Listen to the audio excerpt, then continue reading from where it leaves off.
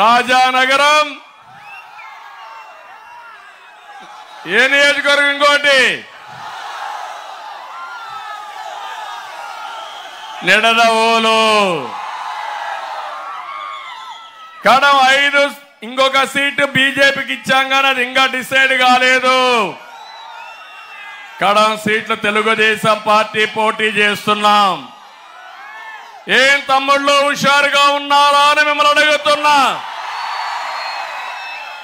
నేను మిమ్మల్ని అందరినీ చైతన్యవంతులు చేయడానికి వచ్చాను.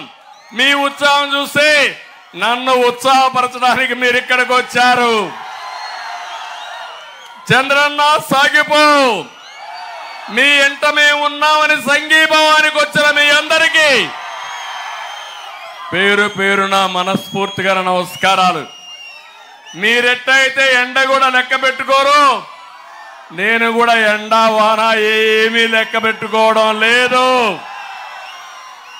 మీకోసం మీ బిడ్డల కోసం పనిచేసే కూటమికి మద్దతు ఇస్తామని మరొక్కసారి మీ అందరి అభిమానం చూపించాల్సిందిగా కోరుకుంటున్నాను. తమ్ముళ్ళు ఆడబిడ్డలు, జగన్ రెడ్డికి శవ రాజకీయాలు చేయడం అలవాటు, అవునా కాదా?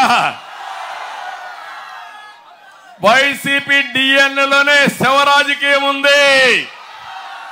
వాళ్ళ వారసత్వమే శవ రాజకీయం.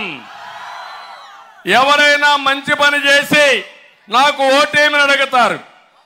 కొంతమంది మనుషులు చంపేసి దండేసి ఎదుటి వాళ్ళ పైన పెట్టి ఓటు అడిగే దుర్మార్గుడు ఈ జగన్మోహన్ రెడ్డి. అవునా కాదా? అవునా కాదా? అవునా కాదా? వీళ్ళ తండ్రి చనిపోయాడు హెలికాప్టర్ యాక్సిడెంట్ లో. ఏం తమ్ముళ్ళు, హెలికాప్టర్ యాక్సిడెంట్ చనిపోతే ఏమన్నాడు ఆ రోజు? మా తండ్రిని చంపేశారన్నాడా లేదా? రిలయన్స్ అధినేత చంపాడు అన్నాడా లేదా? వాళ్ళ షాపుల మీద దాడి చేశాడా లేదా? మళ్ళీ అదే రిలయన్స్ అధినేతకు ఒక ఎంపీ సీట్ ఇచ్చాడా లేదా తమ్ముళ్ళు అని అడుగుతున్నా. ఇచ్చాడా లేదా? ఇచ్చుంటే చేతులు తప్పట్లు కూడా చెప్పండి. ఇచ్చాడని ఆమోదయోగ్యంగా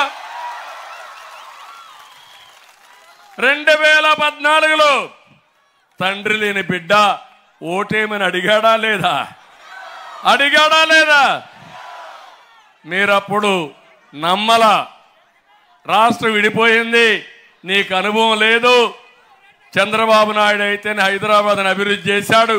మళ్ళీ రాష్ట్రం కోసం ఆయన తప్ప మాకెవ్వరూ వద్దని ఆ రోజు ఓట్లేసిన మిమ్మల్ని అందరినీ మనస్ఫూర్తిగా అభినందిస్తున్నా. 2019 వచ్చింది, మళ్ళా శవ రాజకీయం పైకి వచ్చింది. ముందు కోడికత్తి డ్రామా, ఆ తర్వాత